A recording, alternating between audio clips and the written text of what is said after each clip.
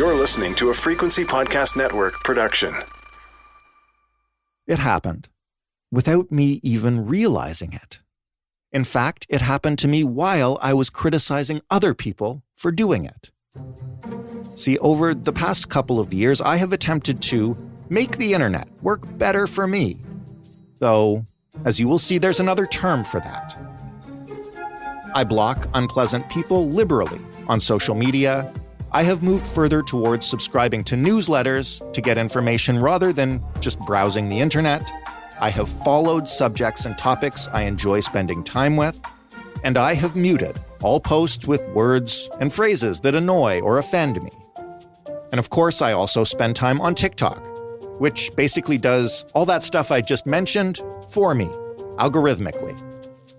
So my online life is now much more pleasant and yes, as you've guessed, largely without any dissenting points of view. I created my own echo chamber. Now, I think my echo chamber is a good one. The sources in it are reliable, the reporters are trustworthy, but it definitely is an echo chamber. And every now and then, I am sure that I miss something that I'd understand better if I were open to hearing it. And I have probably been misled by mis- or disinformation. And guess what? So have you. How am I so sure? Well, you're about to meet the man who literally wrote the book on how misinformation spreads like a virus and how we can inoculate ourselves against it.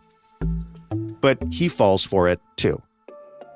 So none of us are safe. Our echo chambers, no matter how good they are, don't help. And exposure is inevitable. So what do? We vaccinate ourselves, using a little bit of the virus that's all around us, and then we vaccinate our loved ones. Here's how. I'm Jordan Heath Rawlings. This is The Big Story. Dr. Sander van der Linden is a professor of social psychology and society and director of the Cambridge Social Decision-Making Lab at the University of Cambridge. He's also the author of Foolproof: Why Misinformation Infects Our Minds and How to Build Immunity. Hey, Sander. Hey, Jordan. Pleasure to be on the show. Well, thank you so much for joining us, and I'm hoping we can dispel a few myths and offer some practical advice. I found your book helpful, though, like so many books on disinformation, a little disquieting. Well, let's get into it. So why don't you start by telling me about this game you built? It's called Bad News. Why did you build it? What did that teach you? Because I feel like after reading your book that this is kind of the core of the project. Yeah, so Bad News is a kind of a fully fledged social media simulation that allows people to sort of experience the worst of the internet and in fact actively participate in it. And Bad News is a pun. It's supposed to show people kind of in simulated weakened form how online manipulators can take advantage of us by spreading disinformation and drilling down in some of the techniques that they use to dupe people that not everyone might be familiar with. And the thing with the game is that, we started out doing lab research and, getting people to the lab and having them read something or, in an experimental setup. And we just thought like, well, if we're going to produce some practical research on misinformation and how to help people spot it, this isn't really going to do it. I mean, nobody's going to be interested in it. So what can we do to make it fun, to make it interesting, to, so it doesn't feel like you're listening to some boring media literacy lecture? And that's really how we came up with the idea of the game, which was meant to challenge people. It's meant to be kind of sarcastic and funny, and allow people on their own terms to come to grip with some of these, as I call them, the dark arts of manipulation in really a simulated sort of setting. And for research purposes, I mean, I'm not sure, how much people care about this, but for us, for research purposes, it was also an important development because a lot of the testing that we do can't really take place in realistic settings or highly realistic settings because, we don't own social media companies. We're not able to actually run experiments usually on their platforms. And so we thought, let's build one of our own. And we'll return to Bad News in a little while and definitely get into those dark arts. But first, right in the intro to the book, you write that at a basic cognitive level, we are all susceptible to misinformation. And I just have to ask, how serious are you about that? Even me, even people who are extremely, and listen, I'm not trying to brag or anything. I am extremely online. I've been a journalist for 20 years. You have a bunch of quizzes in the book, and I aced them all. And I find it— That's good to hear. Yeah, I find it difficult. I'm really not trying to brag. I find it difficult to think that I am susceptible to this stuff. And I imagine a lot of people who are very well versed in social media technology and news media especially would feel the same way about themselves. Yeah, it's a great question. I gave my wife the test that's in the end of the book, and she scored like in the 98th percentile or something. So it was she did better than me, and I came up with it. So I was impressed. But when I was writing the book, the editors asked me, like, is it really the case that you're fully immune to it because you're an expert? And I said, no, I mean, not really. I mean, there have been instances where I've been duped just because, our brains have limited capacity to process information. We're all under pressure. We're overloaded with information. We rely on simple rules of thumb that are not always accurate. And so it is possible even for experts to get tricked and dupe. And I give one kind of example in the book where, I think it was about the NASA kind of Mars rover landing, and Stephen King retweeted something, and here I go trusting Stephen King to tweet, maybe to tweet reliable content. So I retweeted it. It turned out it was kind of a fake video with fake Martian winds, and it was realistic because it was pasted together from real landings, but it wasn't the one that was actually about to happen. The thing is that they were able to dupe me because my brain was expecting to see something. So we'd heard that there'd be an announcement of the rover landing on Mars that month. I just forgot the exact date. And so when I saw it online, I just connected the dots. My brain just connected the dots and said, well, you were expecting to hear something about Mars. Here's a video. This must be it. But I think the moral of the story is that we can't be scrutinizing every piece of information at that level of detail, everything that's coming at us, right? And so manipulators can take advantage of that and exploit us. And there are certain biases that are common to everyone, no matter how smart you are. And so one example is what we call illusory truth. And illusory truth is really the phenomena that the more often you repeat something, the more likely your brain is to think it's true, because the brain uses a concept called fluency as an indicator for truth. And fluency has to do with the ease with which a piece of information is processed. And the more often you hear it, the more familiar it becomes, and the easier it is to process for your brain. And so that happens automatically. So if I keep telling you something that's false, and you see this in experiments all the time, I mean, even stuff that people have knowledge about that they know isn't true, just the sheer fact of repeating it leads people to give it a higher truth rating. I mean, they might not, completely believe it, but they're still more likely to believe it than if they hadn't heard it repeatedly. And so that's really something that's, those kinds of biases are really difficult to overcome because they're automatic and everyone is susceptible to it. And that's why good liars and manipulators repeat stuff. Mm-hmm. And there's a host of related sort of effects. So the more often you repeat something, the less morally questionable people think it is over time. So if you start out with something outrageous, but then you keep repeating it, what you find in experiments is that people find it less morally objectionable the 10th time they've heard it, because now it's starting to seem pretty familiar, and you hear it over and over again, so maybe it's not that crazy after all. And this is why we talk about platforming extremists, right? Because those ideas repeated over and over again. Absolutely. And people have complex feelings about deplatforming, and I completely get that. I mean, freedom of speech and everything, but what the research shows, though, and these are just facts, is that if you deplatform what we call super spreaders, so people who continuously are just basically a fire hose of disinformation, when you deplatform them, it's effective in terms of reducing the amount of disinformation on the platform. I don't think it's, to use the title of my book, a foolproof measure, because what you see is that they then jump to other social platforms and become even more insular, and their audience can become more extreme. When Trump got booted from Twitter, he started Truth Social, and now he runs his own unmoderated network. And so there's these side effects that you'd have to consider when it comes to deplatforming, but it does work on some level. I'm glad you used the term fire hose and that you pointed out the NASA example, because we can't possibly check and debunk everything. And when you're seeing everything from politicians' tweets to research and space news and everything, it can feel like you're just getting slammed with it every moment of the day, at least that you're online, do we have a real sense of the state of disinformation and misinformation right now? Like, can you give me a sense of the scale of it? How bad is it right now? Yeah, it's a great question. I mean, in the book, I spent quite some time talking about, history and context. I mean, if you want to be a devil's advocate, you can say, well, what historical period are you comparing it against? Right. When we were lynching witches during the Middle Ages, or when we were putting Jews in gas chambers during World War II? Like, what's the benchmark? And I think that makes the question really complex, and I try to, give some nuance to it. But I think if the benchmark, which I think when people ask me this question, I think most of us are thinking the last few decades. We're not thinking about World War II. We're not thinking about other, horrible periods in history. We're thinking about, the last few decades. Then I think things are pretty bad comparatively. I mean, let's talk about Canada. Mm-hmm. Think about the truckers' protest, Ottawa. You have a group of people who were actually quite separate. So you had anti-vax groups, then you had neo-Nazis, and then you had anti-government protesters. They were able to coordinate and connect and basically take over a whole city. And that's one thing. Of course, the Capitol riots in the U.S. You can see how that can escalate and undermine democracy based on the false notion that the election was fraudulent and that it was stolen. A narrative that was repeated over and over again.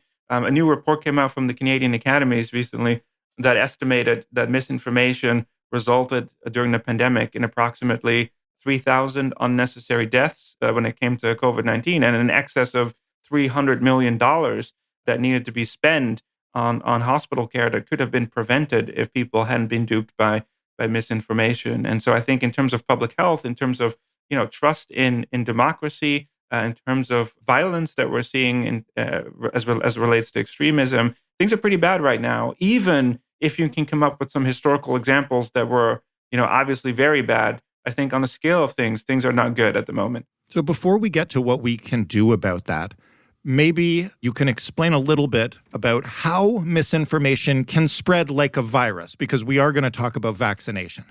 Yeah, absolutely. And it's interesting because, some people who read the book, and I would stress this, is that it's not a loose analogy that I use. It's not kind of a popular thing of like, okay, well, we're in the pandemic age, and so everything is kind of a virus. That's really not the case. So if you study this, if you study what we call information pathogens, you can actually directly use models from public health, and some of these are called the susceptible, infected, recovered models, which were used during COVID and other outbreaks. You can actually use those public health, computational models and apply them directly to the spread of information in social networks. And then you can actually see that information does spread very much like a virus. Mm-hmm. And you can even calculate its R naught, or the amount of other people somebody goes on to infect once they've been exposed to a falsehood. And so the analogy is actually quite literal in terms of how misinformation spreads like a virus. And I should say, I mean, not all kinds of information spread like a virus. So the public health model is what we call simple contagion. So you're exposed to a piece of misinformation that's false, then you become infected in the model and you go on to spread it to X number of other people, depending on the structure of a particular kind of social network. They're all a little bit different. Complex contagions are a bit more difficult. So when it comes to information, unlike certain diseases, you need a bit more. So you might need to be exposed multiple times by people that you know well in order to, quote unquote, become infected. But that can be, those parameters can be adjusted in the models to account for that. So I think all considered, that's basically how we look at the spread of information and how we know that we can actually use the viral analogy quite literally. If the viral analogy is literal, how literal is inoculation? And when you talk about that in this context, what do you mean? Yeah, so in the book, I make the case for this theory of psychological inoculation. And it really follows the biomedical analogy exactly in terms of the theory, at least, right? And so the theory is that just as you expose people to a weakened or inactivated strain of a virus to trigger the production of antibodies to help confer resistance against future infection, it really turns out that you can do the same with information and that it works the same way for the human mind. So by preemptively exposing people to a weakened dose of disinformation and by refuting it in advance, this is the crucial part. Sometimes people repeat this and say, expose people to a weakened dose of disinformation, but that's only half the story. You actually have to refute it in advance so that people can build up resistance or mental antibodies and become immune to similar disinformation that they might come across in the future. And just as with your biological immune system, right, the more copies your immune system has of potential invaders, the more effective it can mount an immune response.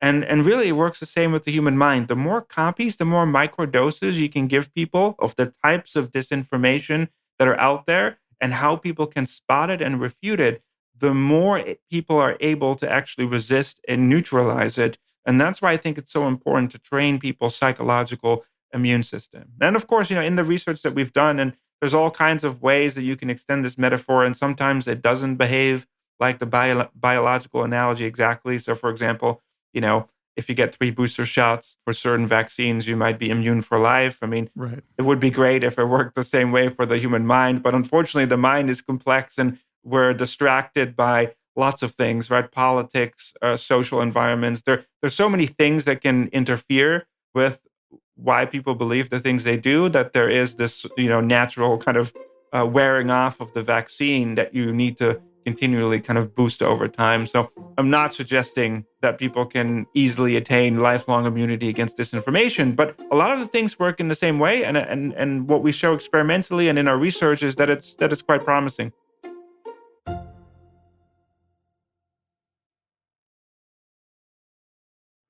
How can you approach that with somebody who, and this is where I said we'd get to the practical part of the advice, somebody who is dear to you but has been a victim of misinformation and disinformation? I think lots of people listening have that in their lives. Your work does seem to point out that the typical stuff we might do, such as argue with them, show them evidence, et cetera, can only back them into a corner and make it worse. So how do you, and you use the term pre-bunking, how would you prime a person like that for inoculation, I guess? Yeah, so I use that term because it's easier to distinguish it from debunking, and also because, psychological inoculation is a bit of a medical term, so people who don't like medical terms might prefer the term pre-bunking. It's also not great when you sit your older relative down and say, I'm going to psychologically inoculate you right now. It's an awkward way to start a conversation. Exactly. And so pre-bunking is a bit more of a gentle term and can intrigue people in terms of, what is that?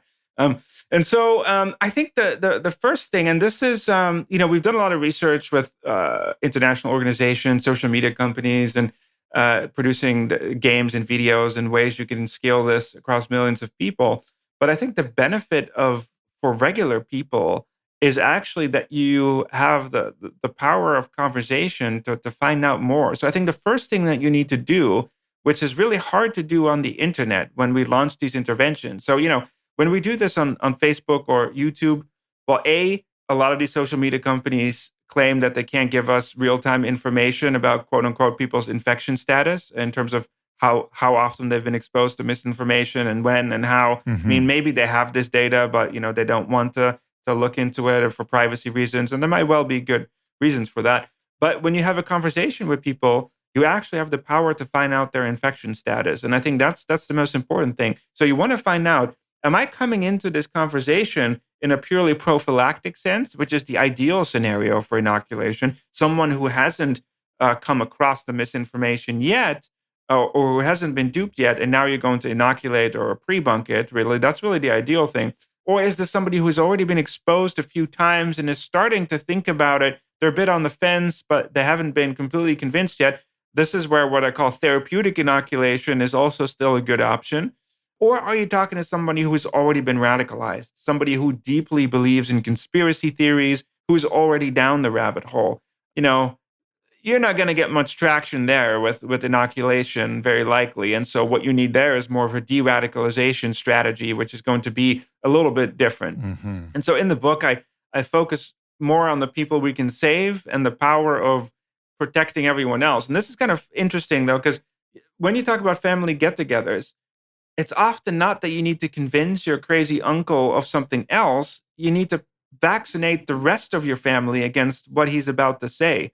And that's kind of, I think, sometimes the strategic focus that people get confused about. That everyone asks, "Okay, how can I convert my crazy uncle?" But that's not going to be easy. What's going to be easier is to protect everyone by pre-bunking it. And the thing is that what I talk about in this book is that the people who are spreading conspiracies or are duped by these things, they have tropes and narratives that go back to the 18th century. People keep repeating the same tropes over and over again, and they're predictable. And so you can actually anticipate them and warn people in advance. And so to get concrete, I mean, how do you do this in a conversation? So the first thing you do after you find out people's status, more or less, is that you warn them in advance that there are manipulators out there who are trying to do people. And this is really important to activate people's psychological immune system, because most of the time it's sleeping.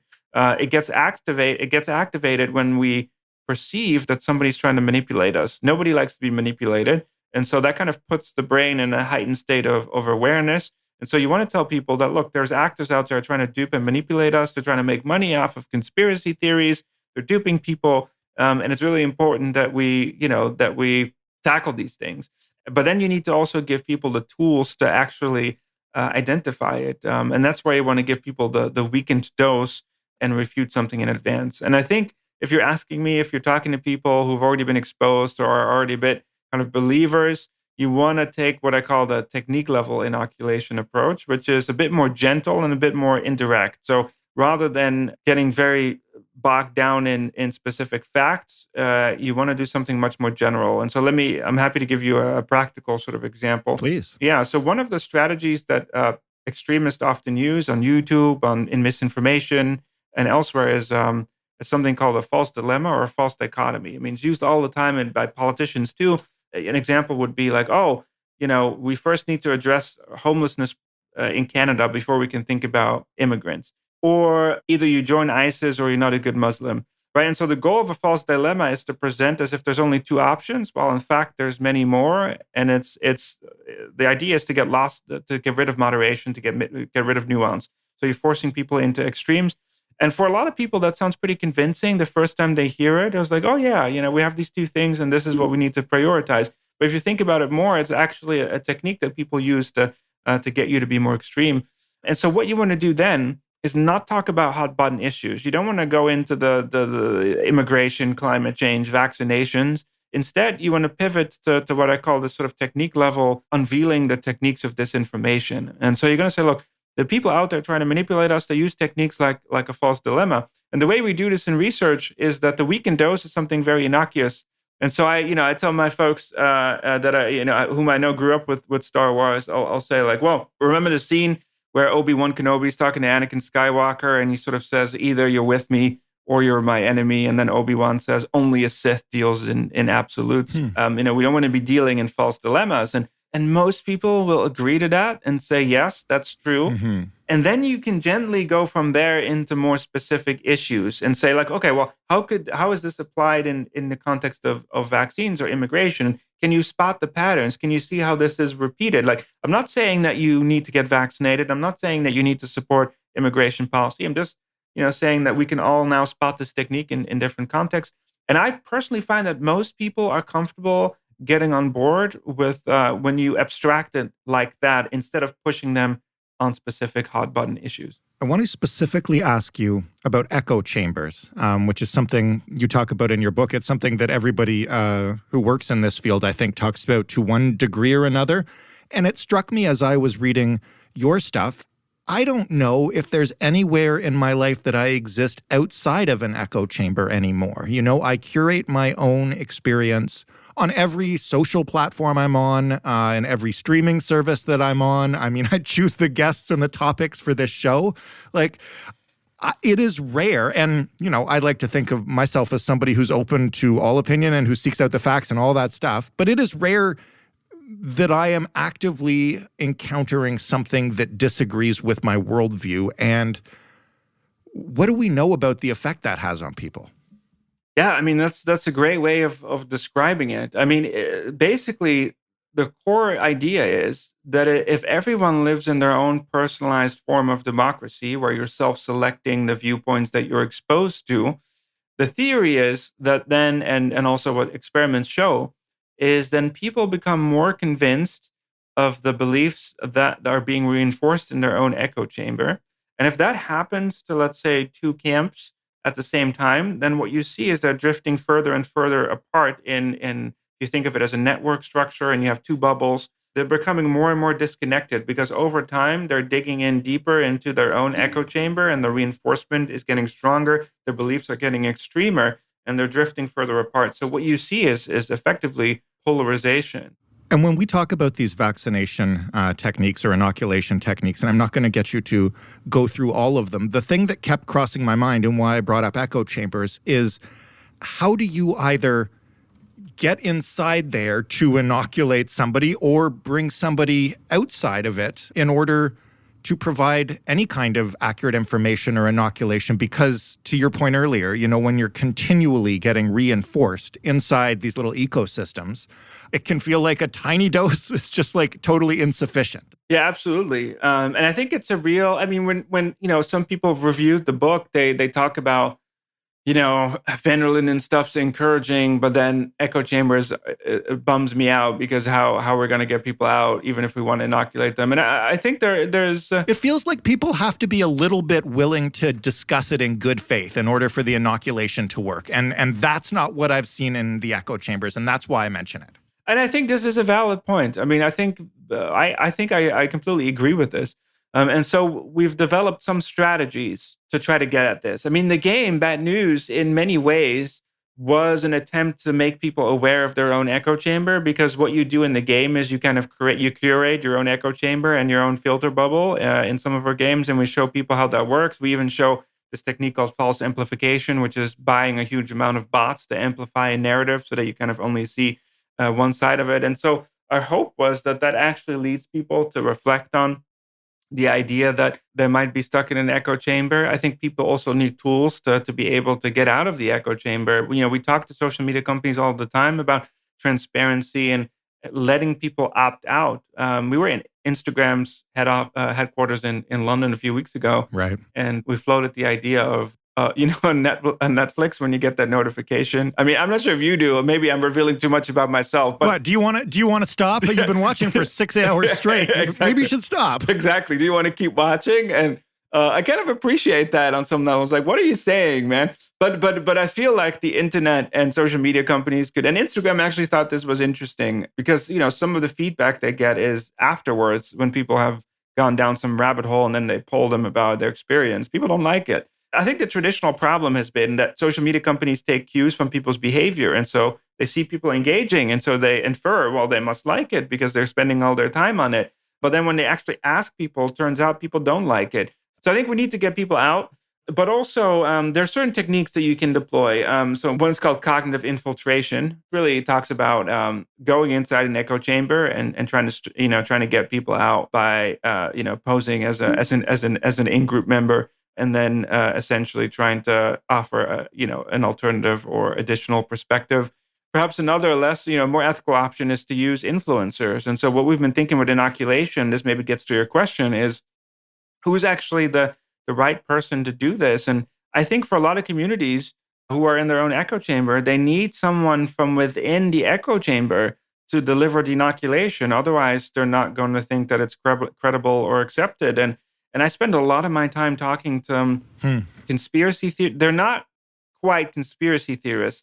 They're people who are distrustful, but not completely on board with conspiracy theories. And they kind of have one foot in that world and the other foot still in reality. And they're often congenial to the idea that manipulation techniques are used and that we need to make people aware of them. And they seem to be willing to spread that sort of stuff into the conspiracy echo chamber. And so you need somebody with an in, and we see that all the time. During COVID, religious leaders were important communicators for distributing the vaccine within certain religious echo chambers, right? Arnold Schwarzenegger talking about climate change to Republicans in California. You need members of groups that can influence their base to and have them propagate, quote unquote, the vaccine. That's kind of what we're looking at now in terms of how you would actually penetrate the echo chamber. So, I mean, people are going to say this sounds threatening, but you want to pick high-value targets, essentially, who can take it from there and continue to spread the message. Yeah, sounds threatening. But, to rephrase that in social network terms, yeah, people who are highly connected within the relevant network, yeah. Super spreaders. You just want to change what they're spreading. Exactly. And so if we can target them to spread more reliable or accurate content, or, if people don't want to get into debates about what's accurate and what's not accurate, what they can do is just make people aware of the manipulation techniques that, I talk about in the book and then other people talk about. Because really, that's not a heavy lift for most people to say that I'm not telling you what to believe. Here are just some like polarization, conspiracies, trolling people, using negative emotions like fear to influence people. We can all agree that those are bad things. And so I think most people are willing to take that on board and make people more aware of these techniques. And ultimately, I think that just empowers people to make up their own mind instead of telling people what they need to believe. And I think that's an easier way to go about it. Mm-hmm. Some people say, well, that's too indirect. But I think, at the end of the day, it doesn't seem realistic to try to confront people and convince them of what you want them to believe. I think giving people the tools to dismantle deception and manipulation and misinformation is more feasible in the long term. Sander, thank you so much for this. Thank you for the book. It's got some very practical advice, and wish you the best of luck. Thanks so much. Sander van der Linden, the author of Foolproof: Why Misinformation Infects Our Minds and How to Build Immunity. That was The Big Story. You can get more at thebigstorypodcast.ca. You can get more of us just sharing stuff and chatting on Twitter at TheBigStoryFPN. And you can tell us more about you by writing to hello@thebigstorypodcast.ca. You can find this podcast absolutely everywhere, and as I so often do, I will say, if you like it and you have a friend who likes podcasts who may not have heard of us, the best thing you can do is tell them to check us out. Thanks for listening. I'm Jordan Heath Rawlings. Have a great long weekend. We've got a little special treat for you on the Holiday Monday.